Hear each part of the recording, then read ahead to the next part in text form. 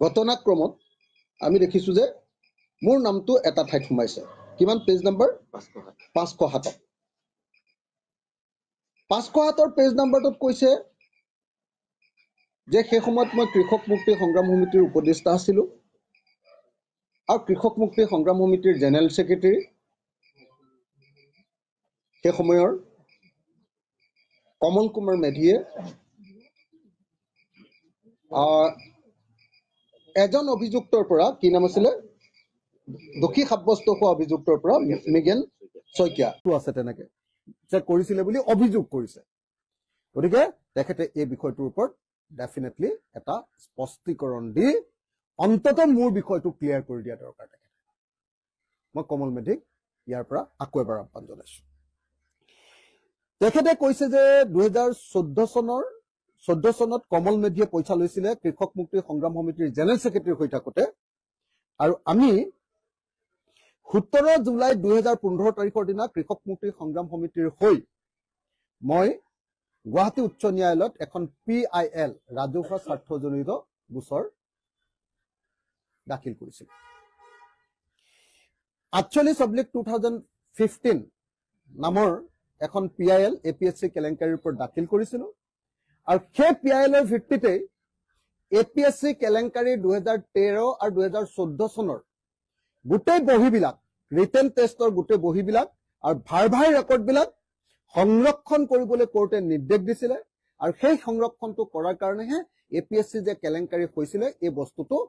প্ৰমাণ কৰিব পৰা গৈছিল গতিকে যোনে যি নকক লাগিলে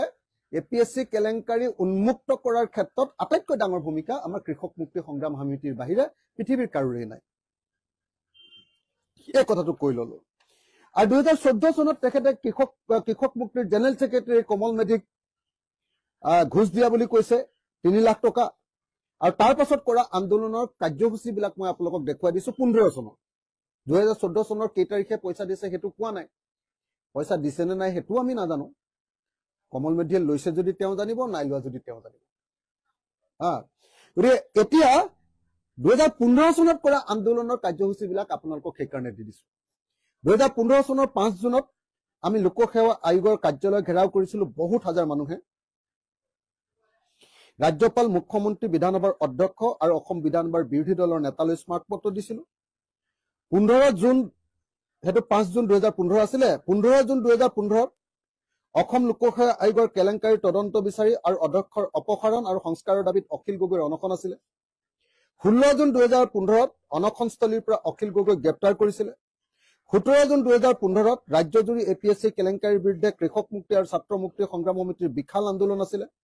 আৰু সেই আন্দোলনৰ পৰাই আমাৰ আন এজন সাধাৰণ সম্পাদক কমল মেধিৰ লগত একেলগতে সাধাৰণ সম্পাদক থকা অনিল বৰুক জেললৈ প্ৰেৰণ কৰা হৈছিল 17 জুনত 18 জুনত 2015 APSC দুৰ্নীতিৰ তদন্তৰ দাবীত ৰাজ্যজুৰি কৃষক মুক্তি সংগ্ৰাম সমিতিৰ বিশাল নাগৰিক সভাবিলাক অনুষ্ঠিত হৈছিল ৰাজ্যকালৰ হস্তক্ষেপ আমি দাবী কৰিছিলো ৰাজ্যজুৰি কৃষক মুক্তি সংগ্ৰাম সমিতিৰ প্ৰতিবাদ কৰিছিল 30 জুন 2015 অসম লোকসেৱা আয়োগৰ দুৰ্নীতিৰ তথ্য কৃষক মুক্তি সংগ্ৰাম সমিতিয়ে তুলি দিছিলে আমি তদন্তকাৰী বিষয়ৰ ওচৰত সুভাষ দাস কমিটিৰ ওচৰত আমি তুলি দিছিলো 4 জুলাই 2015 তাৰিখে ৰাজ্যপালক সাক্ষাৎ কৰি আমি স্মাৰক পত্ৰ দি সেই কেলেংকাৰী তদন্ত কৰিবলৈ দাবী জনাইছিলো 6 জুলাই 2015 তাৰিখে কেবা হাজাৰ প্ৰতিবাদকাৰী অসম লোকসেৱা আয়োগ আকৌ ঘেৰাও কৰিছিল 7 জুলাই 2015 তাৰিখে APSC কেলেংকাৰী খণ্ডবত মুখ্য সচিবক সাক্ষাৎ কৰি স্মাৰক পত্ৰ দিছিলো আৰু সুভাষ দাস তদন্ত কমিটিৰ পৰিসৰ বৃদ্ধিৰ দাবী কৰিছিলো আৰু মুখ্য সচিবে এটো প্ৰতিশ্ৰুতি পূৰণ কৰিছিল 10 জুলাই 2015 তাৰিখে 6 জুন তাৰিখে APSCৰ কাৰ্যালয় ঘেৰাও কাৰ্যসূচীত অসম আৰক্ষীৰ গোচৰত অখিল গগৈক আদালতৰ অন্তৰ্বৰ্তী জামিন দিছিল মই কেতিয়া আপোনালোকে দেখিছে নে নহয় মই কেই তাৰিখে সোমাইছিলো কেই তাৰিখে জামিন পালোগে মই সোমাইছিলো 15 জুন তাৰিখৰ দিনা মই ওলাব পাৰিলো 10 জুলাই তাৰিখৰ দিনা এক মাহ থাকিলো প্ৰায় জেলত তাৰপিছত 17 জুলাই 2015 তাৰিখে কৃষক মুক্তি সংগ্ৰাম সমিতিয়ে গুৱাহাটী উচ্চ ন্যায়ালয়ত ৰাজহুৱা স্বাৰ্থজড়িত আবেদন বা PIL দাখিল কৰিছিল PIL নম্বৰ আছিল 48 2015 16 আগষ্ট 2015 তাৰিখৰ দিনা APSC নিযুক্তি কেলেংকাৰীৰ বিৰুদ্ধে অনশন কৰিবলৈ গৈ মই আকৌ গ্ৰেপ্তাৰ হৈছিলো 15 অক্টোবৰ 2015 তাৰিখৰ দিনা APSC কেলেংকাৰীৰ বিৰুদ্ধে গুৱাহাটী উচ্চ ন্যায়ালয়ৰ ঐতিহাসিক ৰায় দিছিল ৰাকেশ কুমাৰ পালৰ বিৰুদ্ধে CBI তদন্ত ঘোষণা কৰিছিলে এই মোৰ কেছটোৰ ওপৰত ভিত্তি কৰি তদন্ত CBI তদন্ত ঘোষণা কৰিছিলে আৰু এমাহৰ ভিতৰত তদন্তৰ আয়োগৰ গঠনৰ নিৰ্দেশ দিছিলে সেই নিৰ্দেশৰ ভিত্তিতে এই আয়োগ গঠন কৰা হৈছিলে আৰু সেই আয়োগে আজি বহু দিনৰ আগতে কেই তাৰিখে প্ৰতিবেদনখন দাখিল কৰিলে 21 মাৰ্চ 2022 তাৰিখৰ দিনা বিপ্লৱ শৰ্মা কমিটিৰ প্ৰতিবেদন দাখিল হ'ল কালিহে বিধানসভাত এখন উত্থাপন কৰিলে আমি বাৰম্বাৰ দাবী অহাৰ পাছতো APSC কেলেংকাৰীৰ তদন্তৰ প্ৰতিবেদন হিমন্ত বিশ্ব শৰ্মা চৰকাৰে আমাৰ বিধানসভাত উত্থাপন কৰা আছে কিন্তু চাৰিওফালে এতিয়া হাল্লা যেতিয়া হৈ গ'ল কেলে কেইজনমান APSC কেলেংকাৰী কৰা APS আৰু ACS তেওঁলোকে চাকৰি পুনৰ ঘূৰাই পালে এইটোক লৈ চাৰিওফালে হাল্লা হোৱাৰ পাছতে হিমন্ত বিশ্ব শৰ্মাই 2022 চনৰ